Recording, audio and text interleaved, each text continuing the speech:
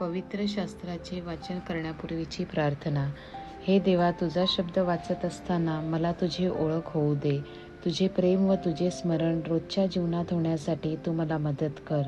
तुझा पवित्र शब्द माझ्या जीवनासाठी कशा प्रकारे मी लागू करावा याची समज दे. हे पवित्र आत्म्या, माझ्यातील अज्ञान दूर कर. माझ्या कुटुंबात आणि या जगात हा पवित्र शब्द वाचत असताना तुझ्याविषयी व इतरांविषयी माझ्या हृदयात प्रेम प्रज्वलित कर. आमेन. बुधवार, तारीख 18 फेब्रुवारी, राखेचा बुधवार. प्रायश्चित काळ सुरुवात. पहिले वाचन योएल 2:12-18. बंधूनो, आता तरी परमेश्वराचे वचन ऐका. मनपूर्वक माझ्याकडे वळा. उपोषण, आक्रंदन व शोक करून वळा. आपली वस्त्रे नव्हे तर आपले हृदय फाडा आणि परमेश्वर तुमचा देव याच्याकडे वळा, कारण तो कृपाळू, कनवाळू, मंदक्रोध, दयासागर आहे. अरिष्ट आणल्याबद्दल त्याला वाईट वाटते. परमेश्वर तुमचा देव याला कळवळा येऊन तो मागे वळेल व आपणामागे आशीर्वाद ठेवून जाईल की नाही कोण जाणे, असे की त्याद्वारे तुम्हास त्याला अन्नार्पण व पेयार्पण करता येईल. सियोनात कर्णा वाजवा. उपवासाचा एक पवित्र दिवस नेमा. पवित्र मेळा भरवा. लोकांना जमवा. मंडळी शुद्ध करा. वडिलांस जमवा. मुले व स्तनपान करणारे अर्भके यांनाही एकत्र करा. वर आपल्या खोलीतून व वधू आपल्या मंडपातून बाहेर येवोत. देवडी व वेदी यांच्यामध्ये याजक परमेश्वराचे सेवक रुदन करीत म्हणत, हे परमेश्वरा, आपल्या लोकांवर करुणा कर. आपल्या वतनाची अप्रतिष्ठा होऊ देऊ नकोस. होऊ देशील तर राष्ट्रे त्याची निर्वचना करतील. त्याचा देव आता कुठे गेला असे राष्ट्रांनी का म्हणावे? तेव्हा परमेश्वराने आपल्या देशाविषयी ईर्ष्या धरली. तो आपल्या लोकांविषयी कळवळला. प्रभूचा शब्द. देवाला धन्यवाद. प्रतिसाद. हे प्रभो, आम्हावर दया कर, कारण आम्ही पाप केले आहे. दुसरे वाचन 2 करिंथ 5:20-6-2. बंधुजन हो, आम्ही देवाचे प्रतिनिधी आहोत. देव आम्हाद्वारे विनंती करीत आहे. देवाबरोबर समेट करा, अशी आम्ही ख्रिस्ताच्या वतीने विनंती करतो.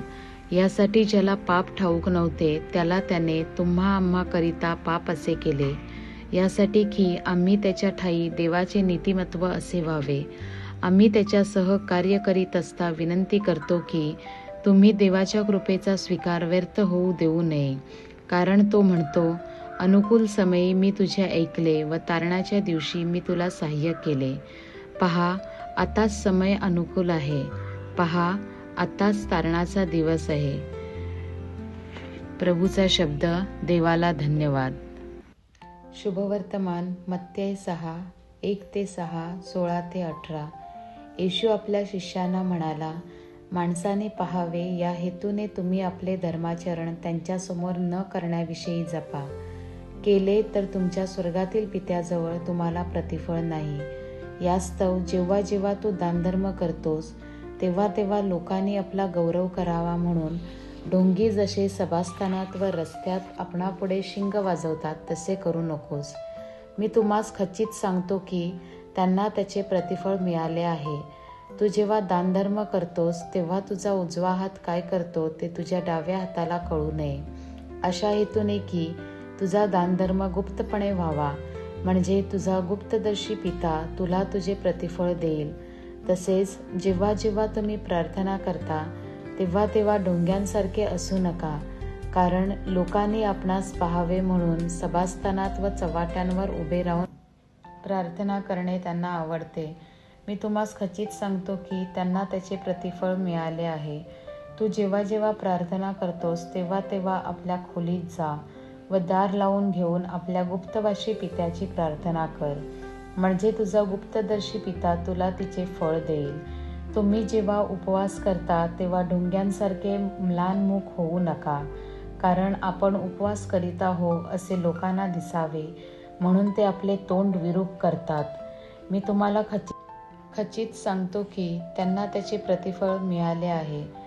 तू तर उपवास करतोस तेव्हा आपल्या डोक्याला तेल लाव व आपले तोंड धु, अशा हेतूने की तू उपवास करीत आहेस हे लोकांना नव्हे तर तुझ्या गुप्तवासी पित्याला दिसावे, म्हणजे तुझा गुप्तदर्शी पिता तुला फळ देईल. प्रभूचे शुभवर्तमान. हे ख्रिस्ता, तुझी स्तुती असो.